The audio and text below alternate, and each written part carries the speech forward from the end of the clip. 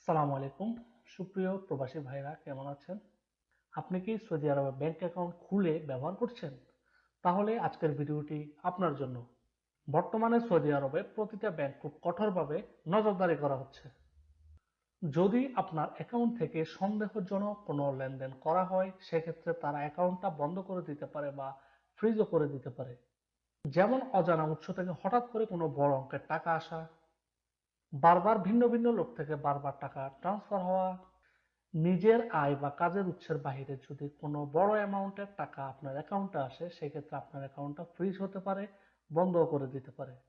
আরেকটা কথা জেনে রাখা ভালো, আপনার প্রতিটা লেনদেনের হিসাব কিন্তু সৌদি সেন্ট্রাল ব্যাংকে জমা থাকে বা তারা নজরদারি করে। এছাড়াও আপনার যাওয়া যাওয়া এই জিনিসগুলো নজরদারি করা হয়। যদি কোনো সন্দেহজনক বা কোনো কিছু লেনদেন তাদের কাছে মনে হয়, সেক্ষেত্রে তারা আপনাকে গ্রেফতার করতে পারে বা বড় ধরনের কোনো জরিমানা অথবা অ্যাকাউন্টটা ফ্রিজও করে দিতে পারে। তাই আমি বলবো আপনারা ব্যাংকের লেনদেনের সময় অবশ্যই আপনারা অনেক বেশি সতর্কতা অবলম্বন করবেন। দেখা যাচ্ছে অনেকে নিজের অ্যাকাউন্ট কোনো পরিচিত ভাই ব্রাদার বা বন্ধু বান্ধবকে দিয়ে দিচ্ছেন। এই জিনিসটা একদমই করা যাবে না। কারো টাকা আপনার অ্যাকাউন্টে যখন প্রবেশ হচ্ছে, আপনাকে নিশ্চিত হতে হবে এই টাকাটা কি জন্য পাঠিয়েছে, কেন পাঠিয়েছে। নিজের অ্যাকাউন্ট কখনো ভাড়া দিবেন না, হোক সেটা বন্ধু বা ভাই ব্রাদার। আর প্রতিটা লেনদেনের প্রমাণ আপনি নিজে হাতে রাখার চেষ্টা করুন।